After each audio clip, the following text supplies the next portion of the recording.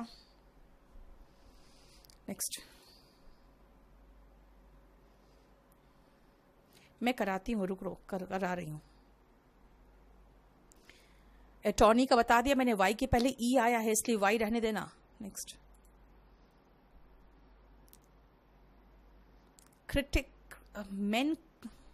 अभिषेक क्यों ये सब पंगों में पढ़ रहे हो, नहीं तो फिर नाउन चैप्टर कभी खत्म ही नहीं होगा। नेक्स्ट स्पेक्ट्रा स्पेक्ट्रम्स बहुत बार कर दिया मैंने। पीडीएफ आपके स्टडी मटेरियल सेक्शन में है बेटा। नेक्स्ट बॉय का प्लूरल बॉयज और बेबी का प्लूरल बेबीज क्यों होता है बेटा, देखो ध्यान से। बॉय में वाई के पहले क्या आ रहा है, देखो तो वोवल एस लगा दो, और बेबी के पहले वाई के पहले क्या आ रहा है, कॉन्सोनेंट, तब ये हटके IES होता है। चलिए क्लियर हो गया यहां तक? बोलो यहां तक कोई प्रॉब्लम है तो मुझे बताइए।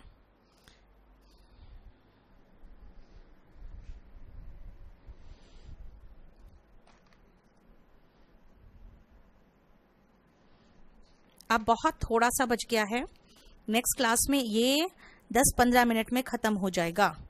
लेकिन बेटा इसके बाद भी अभी मुझे 2 क्लासेस और लगेंगे, क्योंकि आपको जितना PDF दिया है ना वो सब समझाना है मुझे। इसलिए हो सके तो एक बार रीड कर लेना ताकि आपको भी आसानी रहे, ठीक है ना, समझने में। क्लियर? अब आ जाओ, हम लोग जो वोकैब कर रहे थे,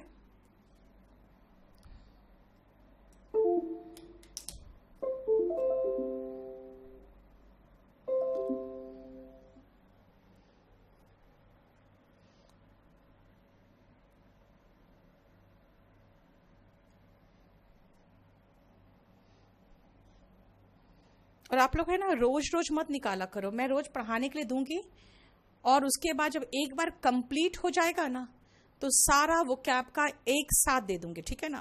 थोड़ा जल्दी करने की कोशिश कर रही हूँ मैं, ऐसा पूरा का बना दे रही हूँ आप लोग का, अब इसको लिखने की जरूरत नहीं, मैं सब कुछ करा दूंगी।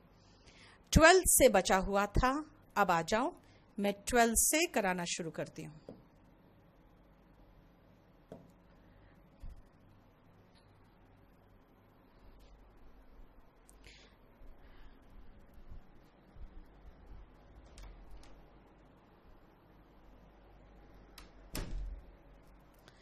आ जाओ वर्ड 12th में फोर्टिट्यूड। आपको फोर्ट याद रखना चाहिए। यहाँ पे हमारे जो पहले होते थे कीले, पता है ना, दुश्मन कोशिश करते रह जाता था, कीला नहीं भेद पाता था। क्यों?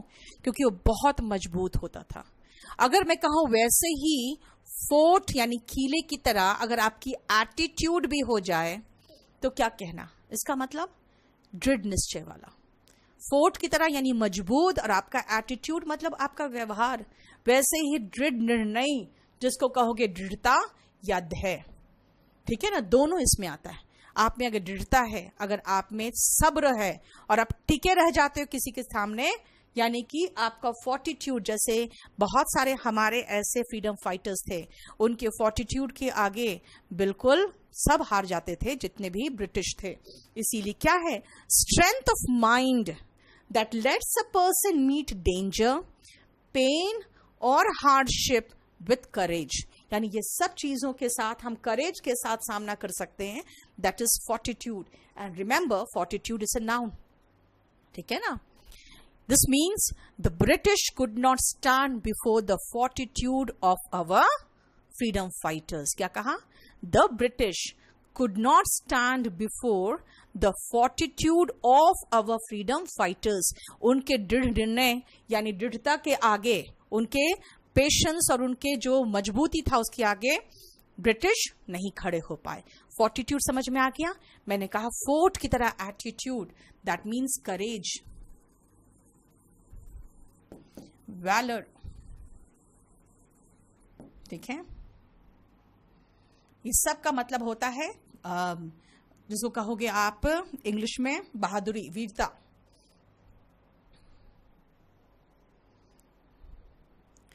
नेक्स्ट आओ 13th में एक्सोडस। EX फॉर एग्जिट भी तो होता है, हम ऐसे याद रखें, EX फॉर एग्जिट।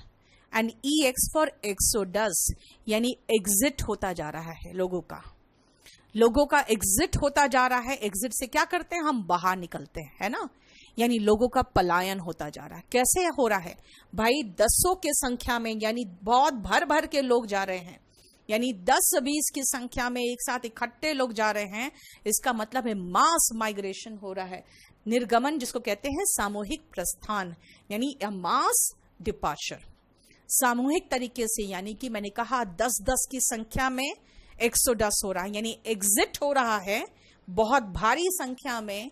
तो कहते हैं कैसे, देखो जैसे एक्सोडस जानते हो, बांग्लादेश से दुनिया भर के लोगों का हुआ, सब आके हमारे असम और बंगाल में बस गए। एक्सोडस हुआ था वहां से, क्योंकि वहां पर लोगों के पास खाना नहीं था, काम नहीं था। अब यहाँ आके हमारे सर पे बैठ के और बिल्कुल बुरी तरह से उसने बर्बाद कर रखा है उधर, है ना। उसी तरह से जो रोहिंग्या मुस्लिम्स वहां से, उनका मास माइग्रेशन हुआ, एक्सोडस हुआ, हजारों किलोमीटर चल के वो इंडिया पहुंच गए, है ना। आप सबसे पेनफुल एक्सोडस दिखा था कहां पे, आपको कश्मीर में दिखा था। किसी पॉलिटिकल पार्टी ने कोई हो हल्ला नहीं किया। करीबन 4 से लेकर 6 लाख कश्मीरी पंडितों का एक्सोडस हुआ, रातों रात लाखों हजारों की संख्या में वहां से भागे हैं अपनी जान बचा के, ठीक है। तो एक्सोडस होता है, माइग्रेशन तो है, लेकिन मास माइग्रेशन बहुत भारी संख्या में। क्लियर।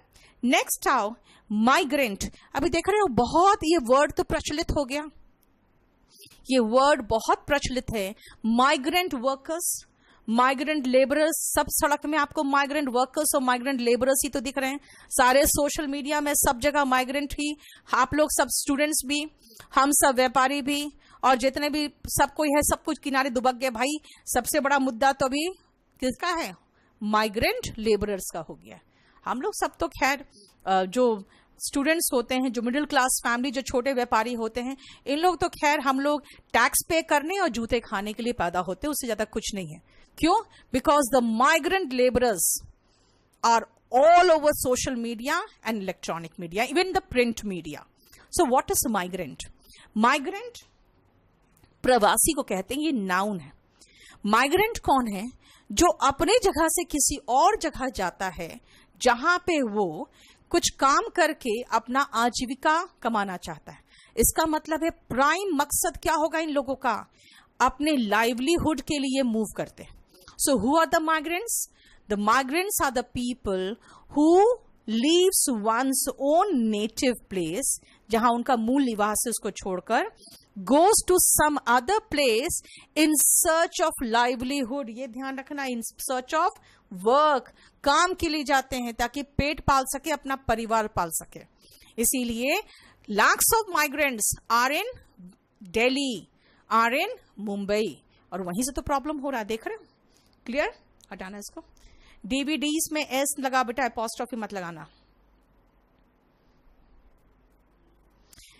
खुशी, आप न्यूज़पेपर पढ़ के फिर मुझसे क्वेश्चन पूछोगे तो मैं क्या कहूं? पुलिस के साथ हैव आएगा। प्रेस नहीं होता है प्लूरल उसका, क्योंकि मीडिया जो बेटा वर्ड है ना, मीडिया मीडियम से बना है। मीडिया खुद ही प्लूरल वर्ड है, जब सिंगुलर के रूप में यूज होने लगा है। रेस्ड कॉमा कहोगे बेटा, वही सेम चीज है, अपॉस्ट्रोफी वर्ड कहते हैं उसको। Sumit, you need them. Next,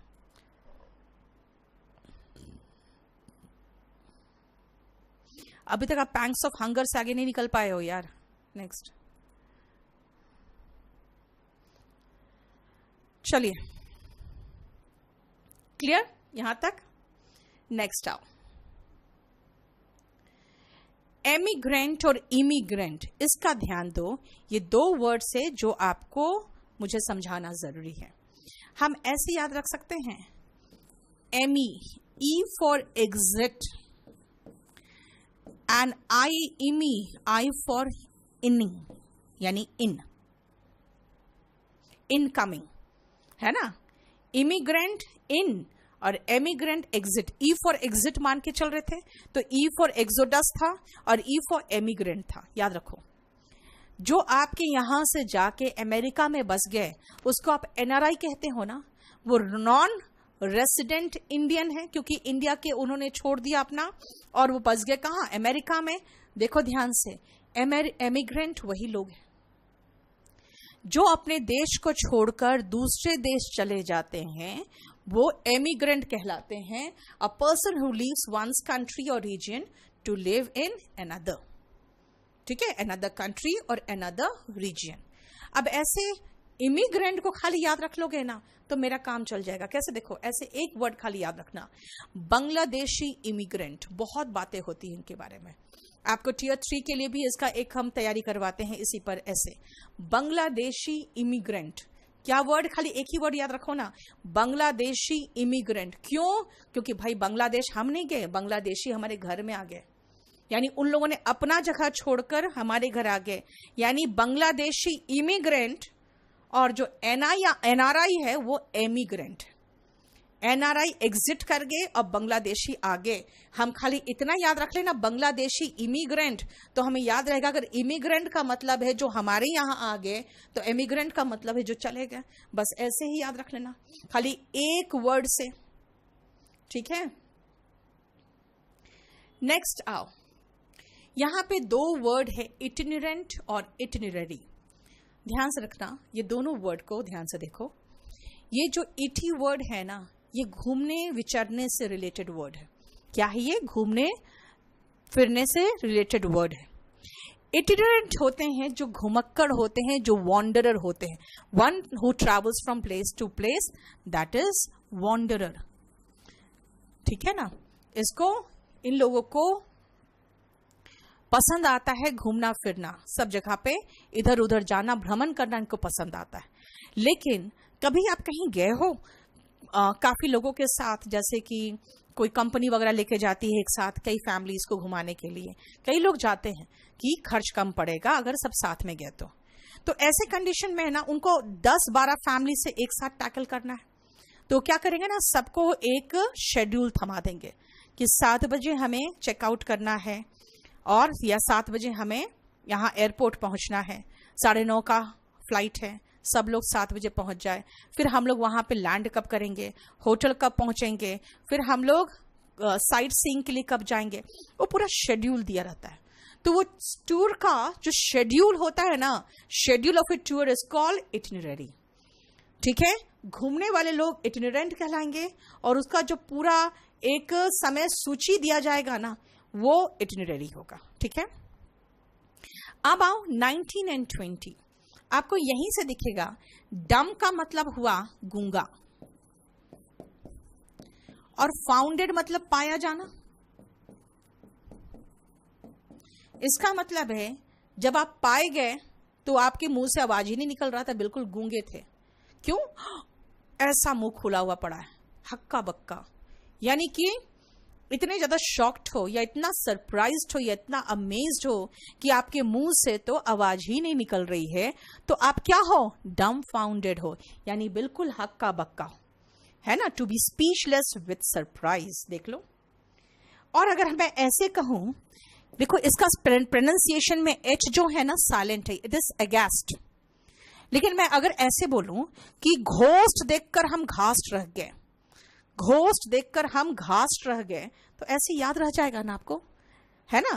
that means against, तो इसी का सिनोनिम में है फ्लैबरगास्ट।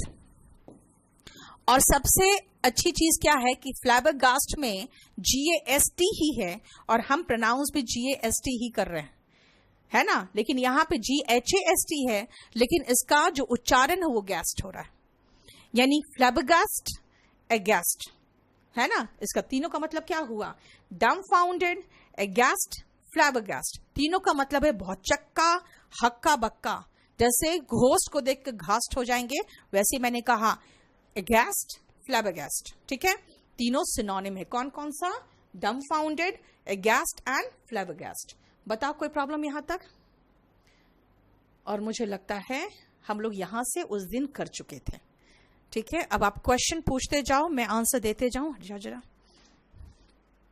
स्क्रीन से मैं हट रही हूं ताकि मैं जल्दी जल्दी फटाफट जवाब देते जाऊं। हेटर और मैन सर्वेंट में मेन सर्वेंट बनता है बेटा। पोर्टफोलियो में सिर्फ एस लगा दो।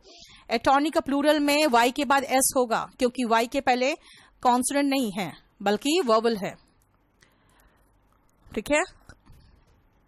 पोजेशन इसीलिए क्योंकि अगर मैं कहूं राम का घर, तो राम एपोस्ट्रोफी एस हाउस लगाना पड़ेगा ना मुझे बेटा, किसी का पोजीशन दिखाते हो ना, पुरुषों का परिधान, तो पुरुषों का परिधान क्या होगा, मेन एपोस्ट्रोफी एस वेयर, ठीक है। सबके डाउट्स बेटा, सबके डाउट्स रह जाते हैं क्योंकि मैं यहां पर सबका डाउट्स नहीं ले पाती हूं, इसीलिए बीच बीच में रोकती हूं, डाउट्स लेती हूं। अब एक बात बताओ तन्मय, पूरा खत्म कराने के बाद कह रहे यूज ऑफ एपोस्ट्रोफी रिपीट कर दीजिए, इतना ढेर सारा कराने के बाद शॉर्ट फॉर्म में एपोस्ट्रोफी के साथ एस नहीं लगाएंगे क्या, because it is a case of letters, मतलब नहीं ऐसे नहीं लगाते हैं, कहीं भी एपोस्ट्रोफी उठा के लगा दो। डायरेक्टर जनरल्स ऑफ पुलिस होगा ना, जनरल में एस लगाओगे, अब वहां पे प्लूरल बना रहे तो एपोस्ट्रोफी एस थोड़ी लगाओगे। पासर्स का मतलब हो गया गुजरने वाले, बाई लगाना साथ में, पासर्स बाई।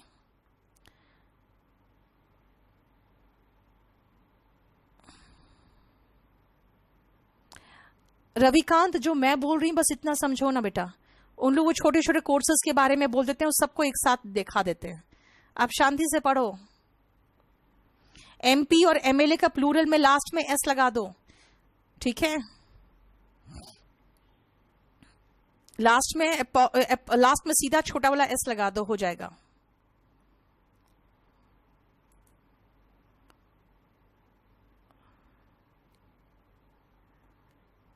राखी क्या हुआ है, मैं इस बार फिर से मैं डाउट लूंगी संडे को। एलिट्रेशन फिगर ऑफ स्पीच में आएगा, यहां कहां आ रहा है, द गुड बॉयज मैनर्स, ठीक है, बॉयज में एपोस्ट्रोफी लगा दिए बस।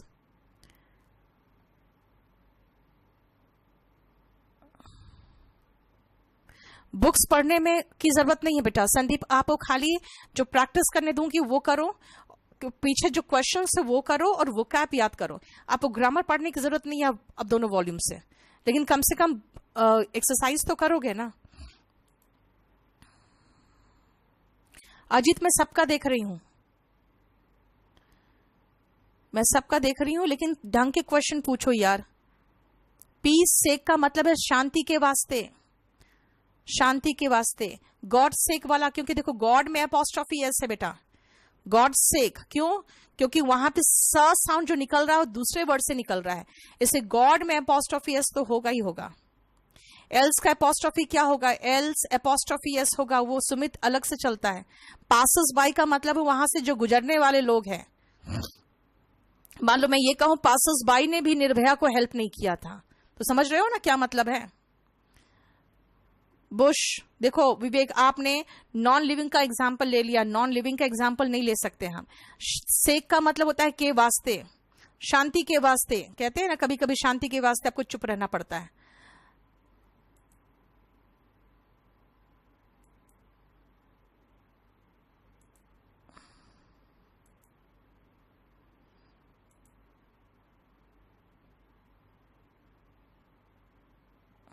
नहीं ऐसा नहीं है कल्पना, आपका जो वर्ड काउंटेबल अनकाउंटेबल है ऐसा नहीं है कि हम सोचे इसका मीनिंग भी यही निकल रहा है तो वो भी सच वही चलेगा, ऐसा नहीं है। सिमेंटिक्स है साक्षी, वो सिंटेक्स नहीं है, सिमेंटिक्स है।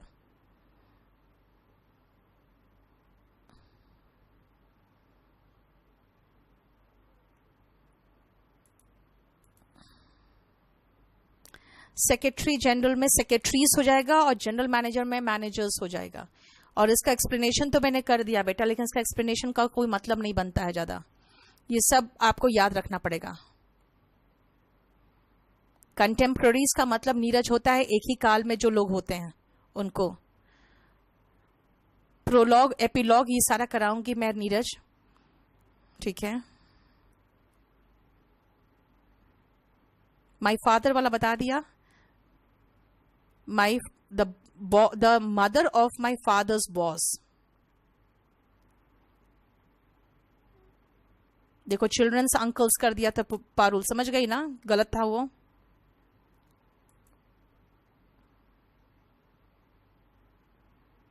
पुलिस प्लूरल है, खुशी, अननेसेसरी आर्ग्यूमेंट होगा ये कि पुलिस ऐसा क्यों है और न्यूज़पेपर में गलत रहता है, उससे हमसे अगर कहोगे तो उनका हम करेक्शन नहीं कर सकते ना। एग्जाम में जो आते हैं अगर उसका आंसर गलत दिया है तो वो बताओ फिर मुझे। बेडरूम्स होगा बेटा, क्योंकि यहाँ रूम्स की बात कर रहे हैं बालकृष्ण, बेड की बात नहीं कर रहे हैं। The childrens dog slept in the house of their uncle, ये चलेगा।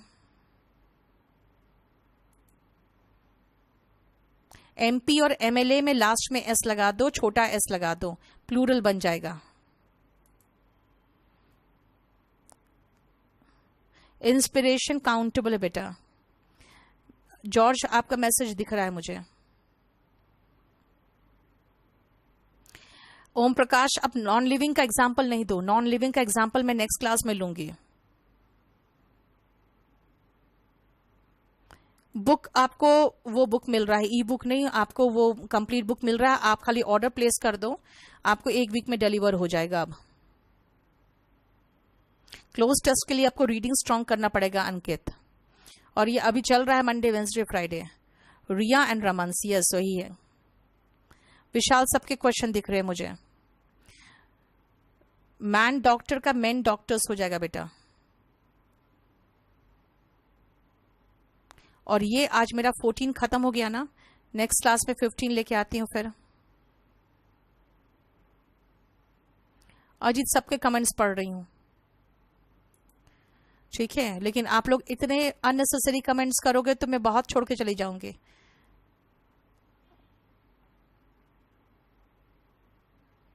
विशाल, no answer given on my doubt. Hello, can you hear me, हाय।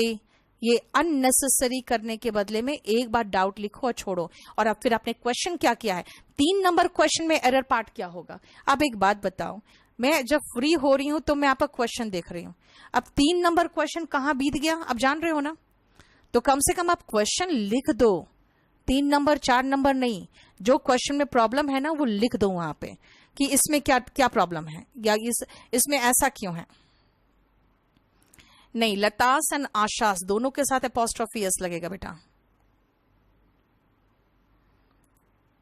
आप लोग अब लिखोगे ना 3 नंबर 5 नंबर, मुझे कुछ नहीं समझ में आएगा 3 नंबर 5 नंबर कौन है, ठीक है।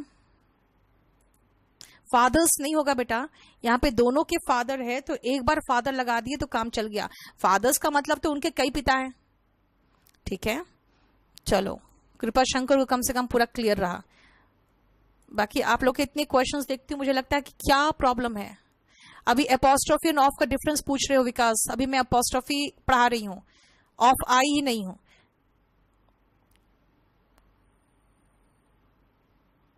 यस, सेम प्रोनाउंसिएशन होगा। अब्दुल और राम दोनों के फादर की बात है तो दोनों के फादर अलग अलग है, इसलिए अपॉस्ट्रोफी एस दोनों के साथ होगा। मेघना, वॉल्यूम 1 में नया वाले में स्पेलिंग मिस्टेक है। वॉल्यूम 1 और वॉल्यूम 2 जो नया है वो दोनों बिल्कुल परफेक्ट एक कॉम्बिनेशन है। और ये देखो, मैं अभी इसको आपको दे रही हूं, ये पूरा आपके पूरा कंप्लीट लोड हो जाएगा, बाकी सब हटा देना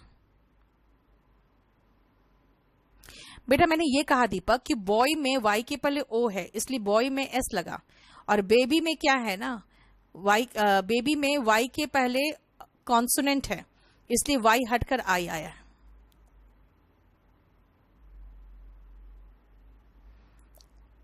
मेरा पेपर दो, चलो इतना ही रहने दो आज, ठीक है। शीट जितना दिया हुआ है पेन दो, वो देख लो, बस सेव करो।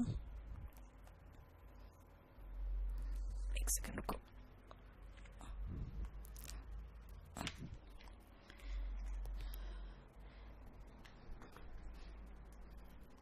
प्लूरल में मैंने ये कहा बेटा कि जैसे बॉय है, बॉय में वाई के पहले वर्बल है, सीधा एस लगा दो। और अगर बेबी की बात करो, सिटी की बात करोगे तो वाई के पहले देखो क्या है, बी है, यानी कि कॉन्सोनेंट है। प्लूरल बनाना है तो IES लगेगा, ये कहा मैंने, ठीक है। बस आज इतना ही रहने दो, मेरा 14 खत्म हो गया, नेक्स्ट क्लास में 15 लेके आऊंगी। और ये पूरा कंप्लीट एक साथ लोड कर दे रही हूं मैं, तो आप पुराने चाहो तो उसको आप हटा देना, इसको रख लेना, ये पूरा कंप्लीट हो गया है। चलिए, बंद करो।